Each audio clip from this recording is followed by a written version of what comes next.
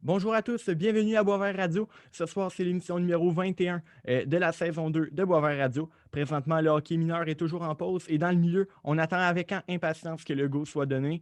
Les joueurs, arbitres, parents et aussi entraîneurs ont vraiment hâte que cette saison débute enfin. Parlant d'entraîneurs, on en reçoit deux aujourd'hui, mais avant de vous les présenter, je souhaite la bienvenue à mon collaborateur Jérémy Laniel qui sera avec nous ce soir. Salut Jérémy, ça va? Ouais, ça va bien, merci à toi. Yes, excellent. Donc, d'abord, maintenant, je vous présente mes invités. D'abord, Éric Aubin est avec nous. Éric est responsable du hockey volet des deux à l'école La Camaradière et aussi entraîneur-chef de l'équipe cadet Division 2 pour les éperviers de la Camaradière. Anciennement au Collège des Compagnons, Éric est de retour à Boisvert Radio, lui qui était venu au mois de juin dernier lors de la saison 1. Éric, re-bienvenue à Boisvert Radio. Comment vas-tu? Ça va bien, toi? Bienvenue Oui, à super. Charles, Jérémy. Yes. Excellent. Et le second invité se nomme Alexandre Picard. Alexandre est un ancien joueur de la Ligue nationale de hockey, lui qui a joué une soixantaine de parties avec les Blue Jackets de Columbus. Il s'est aussi beaucoup promené dans les circuits mineurs nord-américains et en Europe. Et depuis cette saison, Alexandre s'est lancé dans le coaching à la Camaradière également. Il est entraîneur de l'équipe juvénile Division 2. Alexandre Picard, bienvenue à Boisvert Radio. Comment ça va? Salut les boys, merci de l'invitation, ça va super bien. Yes, parfait. Commençons un peu plus avec toi, Eric. D'abord, présente-nous le programme de hockey de l'école La Camaradière. Comme tu l'as dit tantôt, effectivement, nos équipes s'appellent les éperviers. Donc, c'est un programme de concentration qui est construit en groupe classe. Donc, évidemment, par niveau. C'est les 5 niveaux de secondaire 1 à 5. Donc, qui a environ 8 périodes par cycle, évidemment, c'est un cycle de 9 jours. Et puis, d'une moyenne par semaine, pas par semaine, par cycle plutôt, c'est environ un ratio de 4 pratiques sur la glace et une pratique hors glace. Évidemment, en plus des pratiques des équipes compétitives, que là, malheureusement, à ce moment-ci, on ne peut pas, je vous en reparlerai un petit peu plus tard, on ne peut pas en faire, mais on a une pratique par semaine des équipes compétitives. Donc, évidemment, je pense qu'une des choses qui est importante, c'est que c'est un programme de concentration qui concilie bien l'étude et le sport, ça c'est sûr. La qualité de l'encadrement, donc on a tout comme le Collège des Compagnons, un encadrement scolaire avec dame, qui est le diplôme avant la médaille. Et puis autant sur la glace, donc que ce soit l'équipe d'entraîneurs, on est 2 ici, mais on est quand même 5 entraîneurs qui peuvent être sur la patinoire, pas tout le temps en même temps. On a quand même un ratio de 3-4, mais c'est quand même une belle équipe. La proximité avec les joueurs, nos bureaux sont vraiment tout près de tous les casiers des joueurs, donc des 100 joueurs ici à la Camaradière. Donc, on peut facilement leur discuter avec eux autres. Donc, je pense que c'est un plus. Comme je te dis tantôt, on a des équipes compétitives, donc le volet des deux. Et puis, on a un volet des 4 aussi, que ce soit dans toutes les catégories. Aussi, on a un entraîneur qui est un bachelier, donc en préparation physique, donc autant en pliométrie, travail hors glace. Il travaille aussi sur la psychologie du joueur. Il travaille chez qu'Alexandre aussi fait souvent des hors-glace avec lui. Donc, on a une belle collaboration. Donc, c'est une belle équipe. C'est une belle polyvalence. Et le préparateur est aussi entraîneur d'une équipe Benjamin, donc il est aussi sur la patinoire avec nous. On a un entraîneur de gardien de but qui essaie de venir faire son tour au moins une fois à chaque groupe par semaine. Donc, c'est sûr et certain que dans n'importe quel programme, c'est un must. C'est important d'avoir un entraîneur de gardien de but. On sait qu'ils sont importants. Puis une chose que j'aime bien ici à Camaradière, que j'ai trouvé particulier, c'est qu'ils ont leur propre autobus. Facilité de transport, donc on n'attend pas là, que le chauffeur est aussi un entraîneur adjoint. Et c'est très plaisant de l'avoir, mais c'est surtout la facilité d'accéder, de partir ici à l'Arena, de revenir ici. Là, on sait qu'il y a des mesures qui sont un petit peu plus strictes. Là. Il y a des étapes de plus, mettons, à faire dans le transport, mais ça, c'est un plus là, c'est un plus-value vraiment pour cette concentration. J'ai vu ton sourire, Jérémy. On a eu des problèmes d'autobus, nous autres. Ouais, beaucoup trop. En effet. Oui, je me rappelle. Yes. Éric, on s'était jasé là, cet été, tu étais responsable là, du programme hockey au Collège des Compagnons et justement, quelques semaines plus tard, tu as accepté le poste à la Camaradière. Qu'est-ce qui a justifié ton choix? Écoute, vraiment, c'était une surprise parce que je savais qu'Alexandre, justement, c'est l'autre qu'on s'est ensemble, avait été engagé. Il était comme entraîneur. J'ai été approché par Steve Tanguay, qui était ici le responsable. Et puis, un, ça m'a surpris. Deux, C'est sûr que moi, je voulais un nouveau défi. J'avais eu des offres dans d'autres établissements scolaires, comme je t'ai parlé au mois de juin dernier, que j'avais décliné pour le moment. C'était pas un défi que je voulais vivre, mais celui-ci, de vivre entièrement de hockey, je pense que c'était c'était le temps pour moi de l'essayer. C'est sûr que la situation, on va se le dire, est vraiment circonstancielle, mais pas évidente. Je veux faire le tiers de mon travail à l'heure actuelle, on ne se le cachera pas. Donc, comme tu disais si bien tantôt, je suis responsable du volet compétitif sur le volet des deux. Donc, que ce soit les calendriers, les transports, contact avec les parents, les tournois, la promotion et le recrutement. Comme tu l'as dit tantôt, je suis entraîneur-chef du cadet des deux et aussi le premier adjoint à Alexandre dans le juvénile des deux. Alexandre aussi, il est mon adjoint, mon premier adjoint dans le cadet des deux. Donc, comme tu peux constater, on travaille beaucoup en équipe, là, moi et Alexandre. Donc, c'est moi qui est le porte-parole, évidemment, du RSEQ provincial, donc à la table là, du RSEQ pour pour les calendriers ou diverses rencontres. Donc, j'en ai une d'ailleurs la semaine prochaine, justement, avec eux. Et puis, en collaboration avec Steve, qui est ici, Steve, comme moi, c'était mon bébé au Collège des Compagnons. Steve, c'est son bébé ici à la Camaradière. On travaille ensemble pour la promotion du programme. Donc, que ce soit les portes ouvertes. Évidemment, il n'y en a pas eu cette année, mais j'ai pu quand même monter, on a monté quelques vidéos, dont 2 vidéos, une petite vidéo courte, une vidéo long, pour faire la promotion, la propagande de notre programme de concentration. Je travaille beaucoup sur les médias sociaux, entre autres sur Facebook, à l'alimenter le plus possible, ce que je faisais aussi au Collège des Compagnons. Donc, je continue dans cette lignée-là. L'affichage aussi, on a fait, évidemment, c'est bien beau que c'est circonstanciel, mais à un moment donné, ça va revenir. Donc, on commence à préparer des choses déjà pour l'année 2021-2022. Puis, je m'occupe aussi de la planification annuelle là, sur la glace, donc tout ce qui est le volet sur la planification annuelle que je gère. Et puis, moi, je m'occupe en charge des pratiques de secondaire 1 à 3. Donc, ça, c'est mon rôle ici à la Camaradière. Good.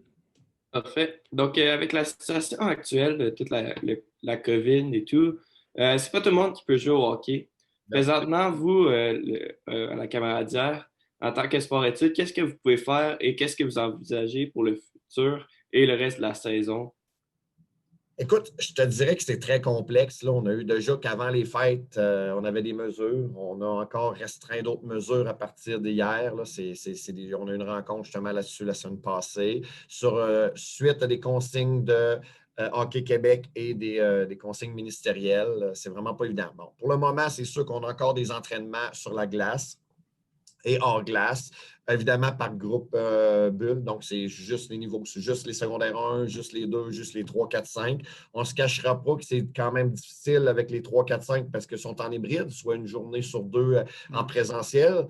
Donc, c'est sûr que ça fait un petit peu moins de pratique, un petit peu moins hors glace, mais on fait quand même des entraînements hors glace à distance, donc des meets qu'on appelle, donc des entraînements là, virtuels avec le préparateur physique. Donc, même s'ils sont à la maison, il manque de glace, ça c'est sûr, mais il ne manque pas d'entraînement en glace. Ça, c'est la beauté de la chose. Évidemment, avec toutes les procédures qui s'ensuivent, je ne te ferai pas la nomenclature de toutes les mesures sanitaires, mais les principales. Bon, le masque de procédure avant les fêtes, c'était juste nous pour le personnel. Là, maintenant, c'est les élèves aussi. Donc, c'est très important. C'est le masque en tout temps, bien placé dans Même sur la l'autobus. glace? Pardon? Même sur la glace? Non, pas sur la patinoire. OK. OK. Sur la patinoire, autrement dit, lorsque le jeune arrive dans la chambre, il prend parce qu'il y en a des nombres de places restreints dans les chambres, donc c'est très structuré. Ils ont même des points dans les. Ça fait un petit bout, peut-être que vous n'avez pas visité les arénas, là, mais il y a des logos, pas les logos, mais il y a des points à chaque. C'est bien distancé à chaque 2 mètres. Donc, un coup qui est assis peut enlever son masque. S'il va remplir sa bouteille d'eau, il faut qu'il le remette. Le seul moment où il peut l'enlever, c'est qu'aussitôt que son casque, mais il faut qu'il reste tout le temps en distanciation de 2 mètres si possible. Et puis, on embarque sur la patinoire. On ne se le cachera pas que même dans les colonnes, bon, c'est pas toujours facile, mais il faut essayer de se faire respecter le 2 mètres, une distanciation, parce que là, ils ne sont plus en port du masque. Pour nous, les entraîneurs, on doit le porter en tout temps. C'est sûr qu'on a le droit, quand on donne des explications, on garde notre distance pour pouvoir bien parler, parce qu'on ne se le cachera pas que c'est difficile avec un masque, mais on doit l'avoir en tout temps. Et le masque de procédure qu'on change assez régulièrement. Donc, ça, c'est sûr et certain, c'est ce qui se passe dans les mesures. Et puis, bon, tantôt, je parlais de l'autobus. C'est désinfection à chaque transport, c'est très strict. Donc, il y a désinfection de l'autobus avant l'autre transport. Donc, c'est des mesures, ce soit en début de journée, fin de journée. Quand on quitte l'aréna, Ben, les préposés sont supposés de faire la même affaire pour les chambres. Ils ont leurs produits, donc ils désinfectent chaque chambre. Et puis, il y a un nombre limité dans les douches. Donc, on s'entend qu'on vit quand même certaines mesures, mais c'est un beau privilège. Les jeunes sont sur la patinoire. Donc, c'est sûr que présentement, on est en développement technique. C'est sûr, bon, exercice de patinage, je ne te ferai pas non plus le descriptif de tout, des départs à l'allure de train. On a même revu ça dès hier et aujourd'hui. Les virages brusques, etc. On travaille beaucoup en exercice de pliométrie, donc travail des corps aussi, pour afin d'améliorer la mobilité, l'équilibre et surtout la vitesse sur patin. Aussi, ben, des exercices, on ne se cache pas, de maniement, de passe et de tir. Donc, évidemment, dans l'optique de travailler la lecture du jeu, de réagir en conséquence. Donc, on appelle du travail de l'aspect cognitif et de la prise d'information. C'est sûr et certain que, bon, avant les fêtes, on avait eu un petit moment où on a pu un petit peu plus toucher un petit peu à l'opposition. Présentement, c'est strict, il n'y a aucune opposition. Tu sais, on avait quand même des critères respectés. Ce n'était pas tout le temps, bon, pas à chaque pratique et puis pas pendant toute la pratique non plus. Là, présentement, c'est plus strict, donc il faut se limiter à ça jusqu'à temps qu'on ait des nouvelles consignes du gouvernement. On se croise les doigts, mais je fais partie des optimistes. C'est ça qu'on discutait un petit peu justement Alex et Steve tantôt, que peut-être une possibilité de match hors concours au mois de mars, parce qu'on ne se cachera pas que je crois que la saison, malheureusement, est annulée. Nous autres, on avait annulé avant les fêtes le calendrier de décembre et on avait annulé janvier. Là, tu vois, on n'a pas eu le courriel officiellement du RSEQ provincial, mais ça va de soi que le couvre-feu qu'on va annuler février. Rendu là, il restait un mois et demi. Je crois qu'ils vont probablement annuler la saison. Ce qui prône présentement, c'est une possibilité des matchs hors concours qu'on s'organise entre nous, que tout ligne confondu. Il y a des possibilités de showcase aussi qu'on va peut-être pouvoir organiser. Et on se croise vraiment les doigts pour des tournois. Il y a des tournois, il y a des tournois qui ont été complètement annulés, entre autres du fameux tournoi international Pee-Wee. Mais nous, entre autres, un des tournois à Sherbrooke, au lieu d'annuler, il a reporté en avril et mai. Donc, avril ou mai, pardon. Et puis, il y a 2 autres ici, tournois aussi, un showdown en collaboration avec les Bulldogs, SSF et le Collège de Lévis. Et puis, il y a un tournoi aussi organisé par Cardinal Leroy au mois de mai. Donc, on espère pouvoir participer à ces tournois-là, mais encore là, c'est la santé publique et Hockey Québec qui va faire le fi de tout. Posez-moi pas la question de quelle formule. Avant les fêtes, on est en formule à 8 joueurs ou 9 joueurs plus un gardien avec 2 entraîneurs. D'ailleurs, Alexandre a coaché avec moi. On a eu un match hors concours 10-2. On l'a coaché le seul ensemble et c'est arrêté là, malheureusement, après ça, les matchs. On est en processus d'en faire plusieurs. Donc, malheureusement, ça s'est terminé là, mais on souhaite pouvoir l'en faire au moins au mois de mai parce qu'il faut dire qu'on vit aussi avec le contexte des arénas. Plusieurs arénas vont fermer. Donc, ça, c'est vraiment pas évident. Puis, on est pas mal tous dans le même bateau. Pour avoir parlé à différents collègues de d'autres établissements scolaires, là, on est pas mal tous dans le même bateau. Good. Actualité hockey scolaire, récemment, je pense un peu avant les fêtes, un groupe d'experts mené par l'ancien arbitre Stéphane Auger a soumis un rapport de recommandation pour la structure du hockey scolaire. On sait que présentement, il existe 3 ligues différentes de hockey scolaire, soit le RSEQ, la LHPS, donc la Ligue d'hockey préparatoire scolaire, et également la LHIQ, soit la Ligue d'hockey interscolaire du Québec. Qu'est-ce que tu peux nous dire là, sur ce rapport-là? Ben, écoute, c'est une demande du gouvernement. Je pense que moi, ça fait. Moi, personnellement, je t'en ai déjà parlé un petit peu au mois de juin que je trouvais ça un petit peu aberrant qu'il y ait 3 lignes, ils ont chacun leur particularité. Auparavant, il y en a qui étaient affiliés au Hockey Québec, d'autres pas. Je trouvais ça un petit peu particulier.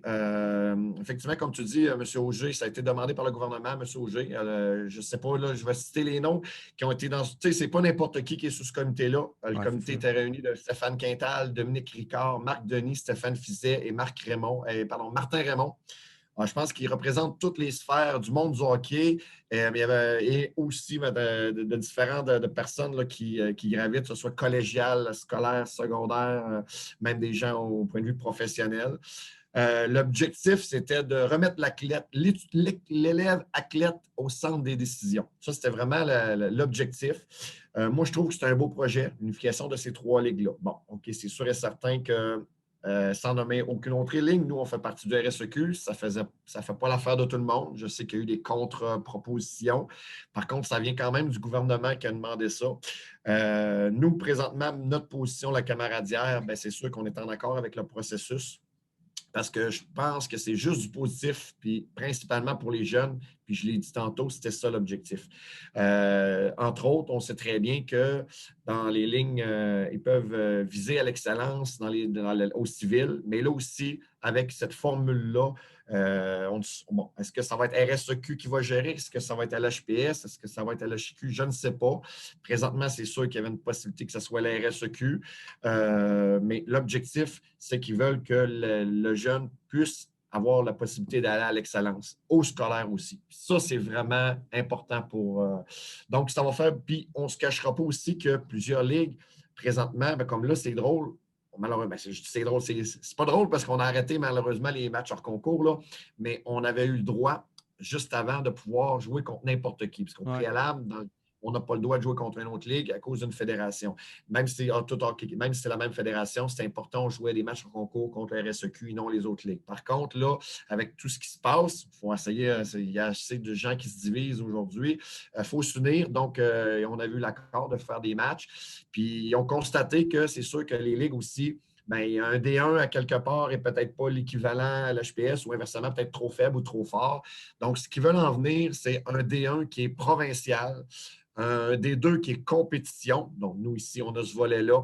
Un D3 qui est plus régional, ce qu'il y avait éventuellement dans le temps justement au Collège des Compagnons, et un D4 qui est participatif. Donc, quelque chose qui est uniformisé. Évidemment, ils veulent en venir aussi à l'uniformiser comme le Hockey Québec, donc U13, U15, U17. Ça, c'est une demande d'Hockey Canada qui ont décidé d'uniformiser le tout. De toute façon, c'était partout de même, excepté ici au Québec, là.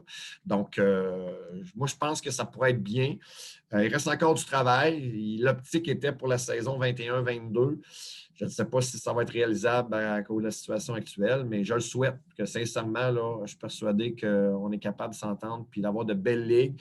Puis on ne se cachera pas aussi que plus que d'équipes dans ta région, tu peux voyager quand même, tu fais des tournois, mais plus qu'il y a une possibilité d'avoir de matchs. Parce que on s'entend que dans tout ça, c'est bien beau que ce soit une concentration, que ce soit sport-études.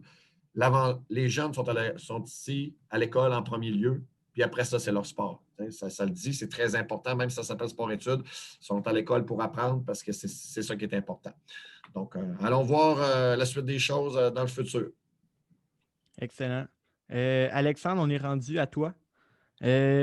Parlons d'abord de ton nouveau défi en tant qu'entraîneur, entraîneur-chef de l'équipe juvénile Division 2 là, de la Camaradière et aussi en tant qu'entraîneur, par exemple, dans les pratiques et tout. Pourquoi est-ce que la profession d'entraîneur t'intéresse-t-elle? Ben, c'est sûr qu'après 15 ans, comme tu as dit tantôt, j'ai joué à peu près 15 ans là, dans le pro. Fait que le hockey, ça fait une grosse partie de ma vie.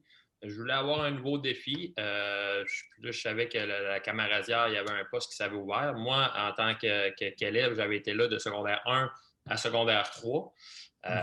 Donc, je m'avais informé, Georges, puis Steve, je le connaissais. Lui, il était, je pense, dans le temps que j'étais là, il était peut-être stagiaire, si je ne me trompe pas, ou il commençait. Là, fait que j'ai rentré en conversation avec lui. Puis le fit a été parfait. Puis je me suis dit que j'allais essayer ça, voir de un, si j'aimais ça. Ça ne veut pas dire que tu es joué puis tu vas être un bon coach. Là, c'est sûr qu'avec la saison qu'on connaît, comme Eric a dit, c'est pas ce que j'imaginais pour ma première saison. Mais l'important, c'est vraiment les jeunes qui bougent.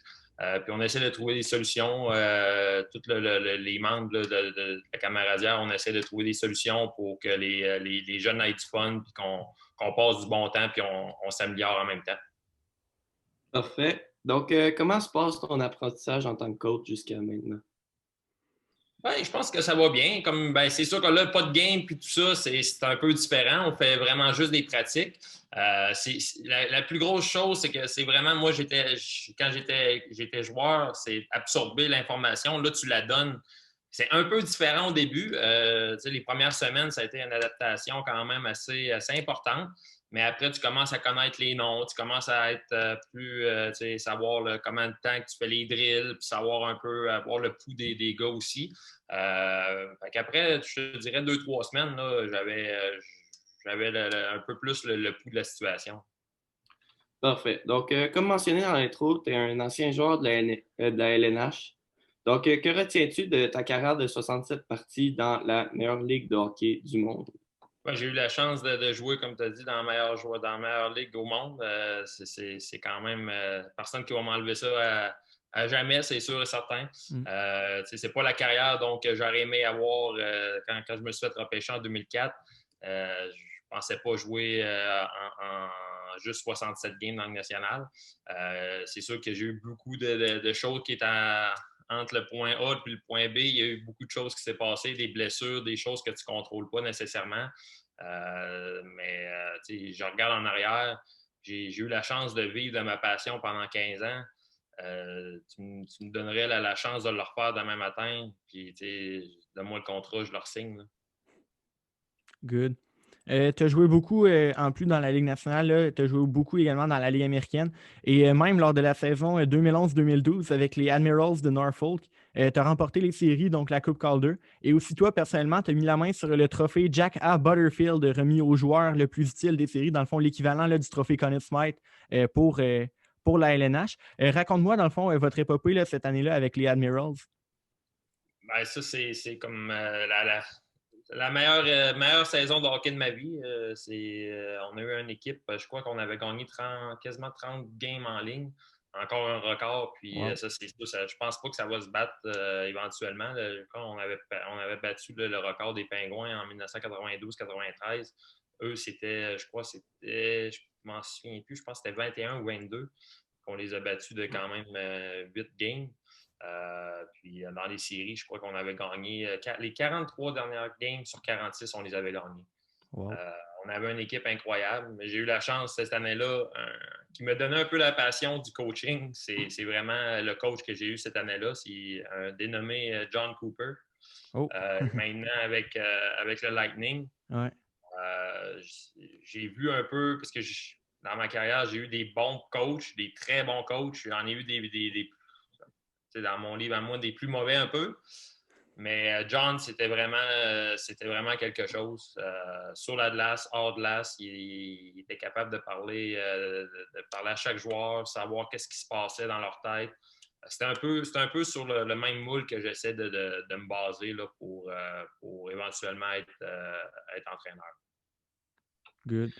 Les Admirals, cette année-là, c'était le club école des Ducks ou. Non, Tampa Bay cette année-là. OK.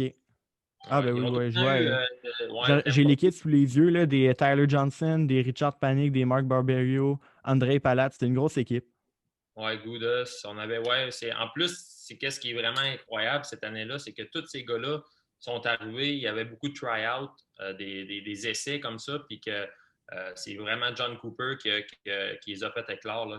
Les joueurs sont arrivés, ils étaient vraiment stressés. Et après les fights, les gars, ils ont commencé à jouer, puis on a vu comment ça finit. C'est vraiment incroyable. Puis Tampa Bay, ils mettent beaucoup d'emphase dans leur développement. Comparativement à plusieurs équipes comme Julien Brisebois, qui est encore là aujourd'hui. Il a fait un travail exceptionnel. Dans le temps, il y avait Steve Yzerman aussi. Mais c'est ces gars-là qui mettent beaucoup de temps, beaucoup d'efforts sur le développement.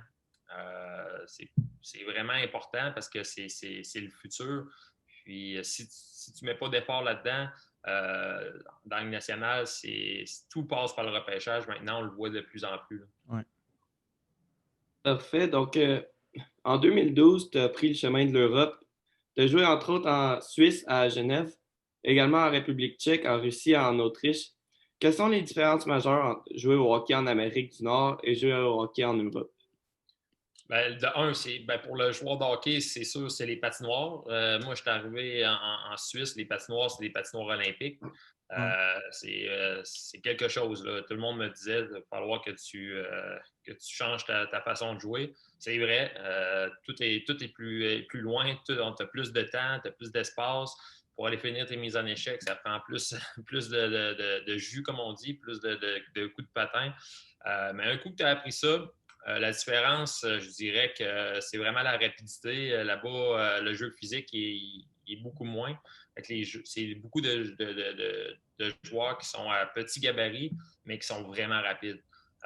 Moi, entre la ligne américaine, là, même la Ligue nationale, c'est rapide, Mais avec les patinoires qui sont plus grandes, les joueurs prennent plus d'espace, ils ont plus d'espace pour patiner, fait que c'est vraiment plus rapide de ce côté-là.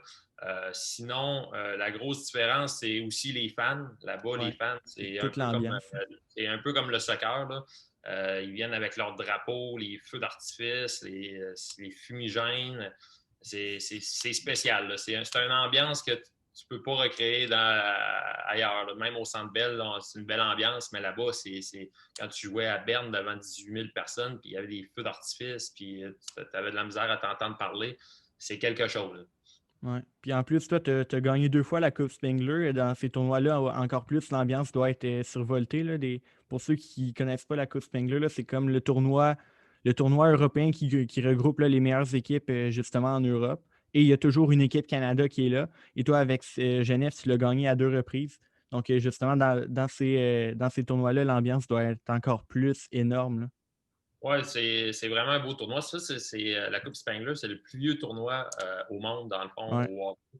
c'est vrai. Je pense au-dessus de 100 ans, je me souviens plus le chiffre exact, c'est vraiment exceptionnel. Puis l'aréna, c'est dans le milieu des montagnes. Fait que c'est vraiment que tu arrives là-bas, la ville vit que pour le hockey cette semaine-là. Moi, j'ai été chanceux, j'ai réussi à la faire 4 fois. Comme tu l'as dit, je l'ai gagné 2 fois contre des bonnes équipes, des Radulov, des équipes de la République, la KHL dans le temps. Puis je crois qu'on avait gagné contre Team Canada une année. C'est tellement des beaux souvenirs. Toute l'équipe, on est ensemble, on est à l'hôtel, des belles hôtels. Les familles sont là aussi. C'est vraiment l'Europe, la grosse différence aussi, c'est plus familial. Dans la Ligue nationale, dans la Ligue américaine, tu es souvent sur la route sans ta famille. En Europe, la game la plus loin que j'allais jouer quand j'étais en Suisse, c'était 5 heures. J'étais toujours à la maison avec ma femme et mes enfants. C'était vraiment bien. Parfait. Parfait. Donc, en 2018-2019, tu as joué 4 matchs en Chine avec les Red Stars de Kowloon, euh, équipe chinoise dans la KHL. C'est comment le hockey en Chine? C'est, la question répond un peu parce que j'ai resté 4 matchs. Il y a une petite raison en arrière de ça aussi. J'étais là pour le camp d'entraînement au complet. On m'avait signé pour dire que c'était pas broche à foin, mais c'était quelque chose. Là, on avait beaucoup de voyagements. Moi, j'étais supposé de ramener ma famille là-bas. Puis on savait pas si on allait être à Shanghai ou d'une petite ville entre Shanghai puis Beijing ou à Beijing. Il y avait beaucoup de questionnements à savoir pour les familles et tout ça. Mais c'est spécial, là. On ne se le cachera pas. Dans notre aréna là-bas, je me souviens, une anecdote qui est vraiment drôle. Wayne Gretzky est venu faire le puck drop pour mettre la rondelle pour la première game pour essayer d'aider le hockey en Chine. Parce que veut pas, c'est un gros marché. Ben Puis oui. entre la 2 et la 3, il est allé signer des autographes dans les estrades ou les concessions.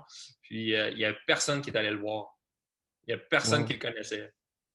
Tabarnouche. Ça peut vous dire un peu, les Chinois ne connaissaient pas le hockey. Souvent, c'était des billets que les gens se faisaient donner dans la rue, ils venaient voir, quittaient après une période. C'était vraiment. C'était pas du hockey qui était le fun. C'était un peu du hockey qui se joue présentement sans fans. C'était vraiment comme ça pour être plate. Là, mais puis il y avait beaucoup de voyagements. Juste pour aller à Moscou, c'était 10 heures d'avion, puis on avait des 7 heures de décalage pour aller jouer quelques Mon games Dieu. dans la région de Moscou. Là. Fait que pour le corps, c'était pas fameux. Good. Tu as beaucoup d'expérience dans le hockey, tu as vécu plein d'affaires. Là. Raconte-nous ta meilleure anecdote, mais attention, elle doit être racontable. Ouais, c'est ça. On avait parlé avec Eric, puisque j'en ai plusieurs, mais Ouais. ils sont peut-être pas sur ton podcast. Peut-être c'est pas la place pour dire. Ben, j'en ai une qui était vraiment drôle. Drôle, elle était pas drôle sur le coup, là, mais ça, c'est dans le fond ma première game junior majeur. Moi, je m'avais fait repêcher à Sherbrooke dans le temps. Puis Mais j'avais c'était été pas le joué. Phoenix, hein? Ouais, C'était là, c'est Phoenix. les Puis nous, Castors. les Castors dans le temps, Castors de Sherbrooke. Puis après, moi, j'ai joué aussi à Lewiston. Dans ce temps-là, on avait été déménagés. J'ai joué à 2 places, mais c'était la même équipe. OK. Lewiston Maniacs. Je ne sais Ah pas ouais. si vous êtes trop Ouais, jeune, je me peut-être. rappelle. Ouais, c'est ça. Dans le Maine. Fait que ma première game junior, mes parents descendent, ma famille, tout le monde est là. J'ai ma blonde qui est là. Tout le monde, ils sont là pour m'encourager. Je suis nerveux comme 10. Fait que, tu sais, à chaque première game, il y a un jeu de lumière, la petite fumée avec, tu sais, la musique, tout ça, les intros. Puis là, il annonce mon nom, Alexandre Picard de Québec, nanana. Je pars, je prends 2-3 enjambées pour me donner un bon swing, pour être fier. On sort du. Mais j'avais oublié mes protège-lames. Ah, wow. Ouais, fait que, ça a été un début de carrière rough dans le junior majeur. Puis toute l'année, tout le monde riait sur le banc. J'essayais d'enlever mes protège-lames, ça allait, je n'étais pas capable. Puis, le gros spot, le projecteur, j'ai entendu tout le monde rire en plus. Que j'enlève mes protège-lames, m'envoie sa ligne bleue. Puis tout le reste de l'année, les gars, puis mon coach m'appelait il m'appelait Bambi parce que j'avais tombé vraiment comme Bambi là, sur une glace. Ah, wow. À ne pas faire, enlevez toujours vos protège-glaces, c'est pas une bonne idée. Ouais. Là, je vois qu'il nous reste un peu de temps. Rapidement, Alexandre, toi, tu es encore, dans le fond, un peu en apprentissage justement du métier d'entraîneur. Quel est le meilleur conseil que Eric t'a donné? Ben, c'est vraiment le côté plus, comment je pourrais dire, structure. Eric, là, on le voit quand il parle aussi, il connaît son affaire, il est vraiment plus. Moi, je suis un gars plus de feeling. Comme il dit, audible, là, je l'ai dit souvent, celle-là, j'y vais au feeling. Si je vois qu'il y a une pratique, qu'il y a quelque chose, je vais changer quelque chose, je vais aller parler à une personne, je vais être proche de mes joueurs, tout ça. Eric, il amène une structure que moi, j'avais peut-être pas au début.